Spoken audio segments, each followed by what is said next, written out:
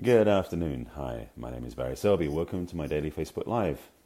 Make this quick, succinct, to the point. That's kind of the way they do them. Before I get started with topic, let me start with introducing myself. My name is Barry Selby. I am a best-selling author, speaker, and relationship attraction expert, helping strong, successful women find balance in love, life, and business. I'm also a passionate champion for the divine feminine. And today is Messages from the Masculine number 202. Wow, get used to the 200 part now. It's this new milestone that I've hit.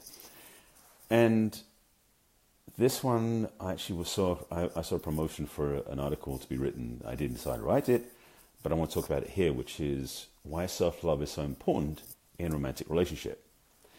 And I'm going to include a couple of caveats with that too. And I'll start with it this way.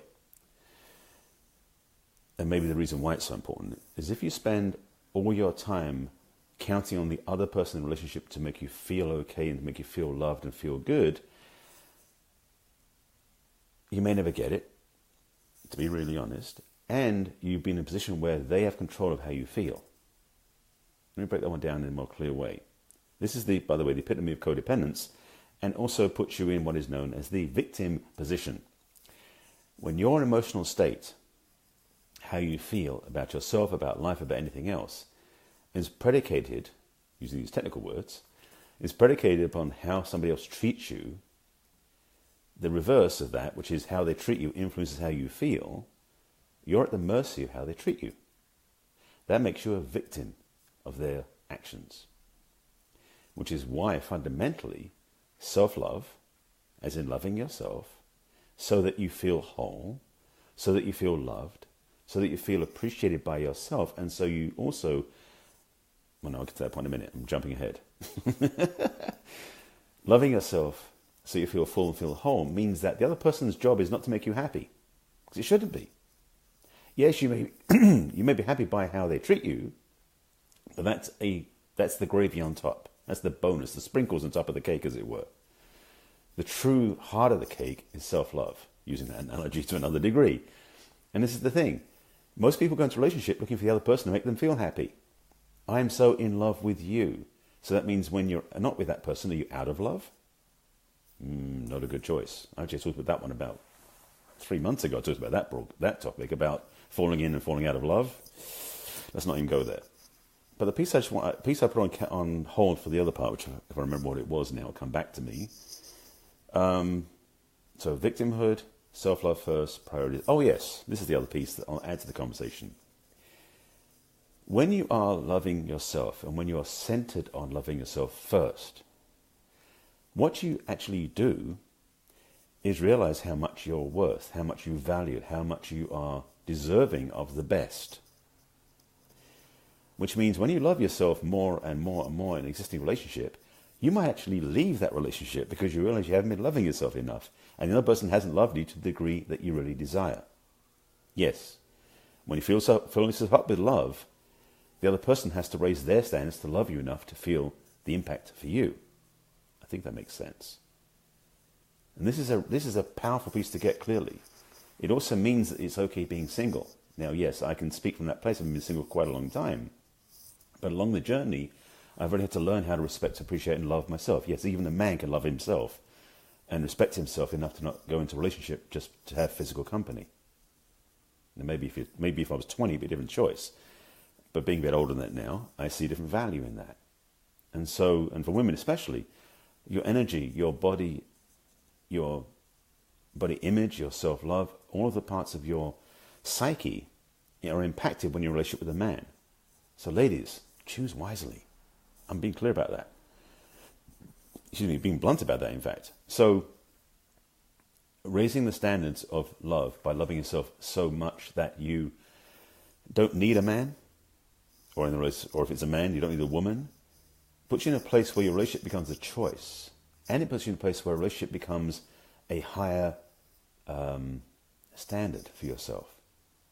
You actually choose a relationship from a much higher place when you love yourself first. So many relationships around the planet, as portrayed in movies and in love songs, are based upon the codependent model, where you complete me, or you make me feel whole, or without you I'll die, all this bullshit that we tell ourselves. When you learn to love yourself and you have self-love, raised to a level that is really of importance to you, none of those other statements are real anymore. You don't complete me. You add to who I already am. And I'm not looking to feel fulfilled by being with you.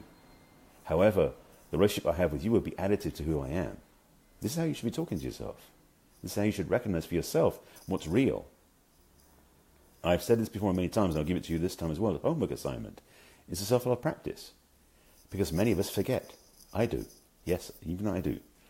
Self-love is a vital part of our own psyches, our own maturity, and also our own valuing of who we are. This society doesn't necessarily support us in having that model because they took us about being selfish or egotistical. That's the extreme. That's not self-love, though. That's self-worship. That's self-adoration that goes beyond self-love. Self-love is a heart-based action, not an ego-based action. So when you do love yourself from a truly heart-centered place, when you do appreciate who you are from a truly heart-centered place, your impact in relationships changes and your way of being in a relationship will change. And in fact, you will be out of a relationship, if you're wise, until you find someone who actually matches the love you give yourself or exceeds it even. Well, there's a caveat on that. When you love yourself fully, wholly, truly, the partnership you attract will match and mirror that. Because you, first of all, might meet somebody else who loves themselves as well. And so together, when you love each other, there's an abundant flow. There's an ambient field, in fact, of love that you walk into with that partner. Now, this is not a regular relationship. This is the advanced course.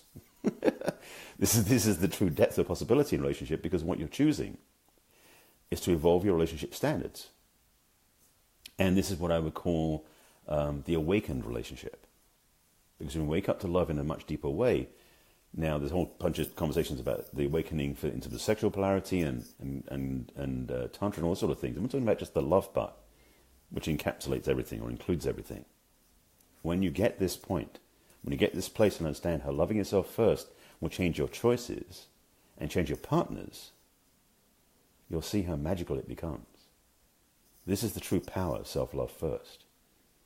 If you're in a relationship, you can improve the relationship by loving yourself first. However, in some cases, as I said before, you might find yourself deciding that the relationship you're in is not supporting you. You may have to leave out of your own choice to love yourself first. Once you get that clear, your life will change for the better. So the homework I mentioned. Self-love is something you can do very easily. And it's a simple but profound practice. And I've shared this before many times, and I'm going to give it to you this time again in case you missed it before, or as a reminder. It's basically 5-minute mirror work. However, there's a couple of pieces I want to give you as extra aspects of it. First of all, you take 5 minutes in the morning and 5 minutes in the evening and look in the mirror in your own eyes. And you look into the mirror in your own eyes and you connect with your heart through your eyes. Take a moment to breathe in a few times to really connect to that place inside and feel that connection. And then say to yourself in the mirror, I love you. And say it in a way that you feel it coming back to you from the mirror. Do that for 5 minutes in the morning and 5 minutes in the evening for a whole month. It will change your life. Now, taking it deeper, if you have this is going to sound a bit woo-woo, but for those of you who've done this work, you understand what I mean.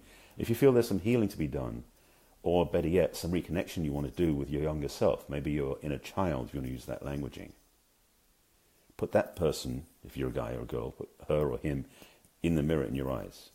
Connect to that part of yourself through the mirror back to yourself and say to them, I love you, and hear them say it back to you as well.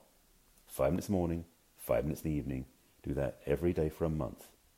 Your life will transform, as will all your relationships, especially the one with yourself. I'm just scanning if there's anything else coming through. There's nothing else popping up to be talked about. I think that may be it.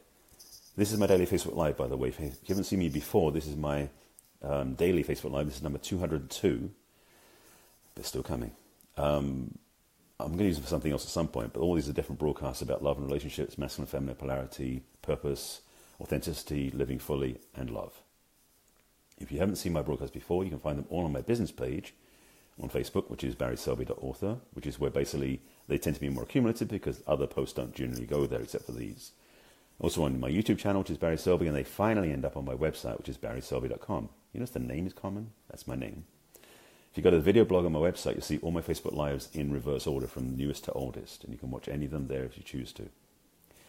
I invite you to put any comments and questions you have below, and if you want support directly in this area about self-love and amazing relationships, reach out to me. You can go to my website and click on the Let's Chat button, or you can do it through social media, although, frankly, going to my website is more formal, and plus there's a way you can apply through there which is more informative to me and to you. I invite you to do this practice, to take the time to love yourself, to really take care of yourself and honor and respect who you are, because when you do that, your life will change. And thank you for the comments, by the way. I appreciate that. Self-love is a key, one of the biggest keys to loving a relationship, loving a partner, being in a real, authentic relationship. When you do that, it will change your life. I'll be back in tomorrow with number 203. They keep going. And I appreciate you being here. Thanks for watching. Thanks for being with me. If you know anybody should watch this, by the way, please share it with them. And do the self-love practice. Your life will be very different, and you'll value who you are and what you're about.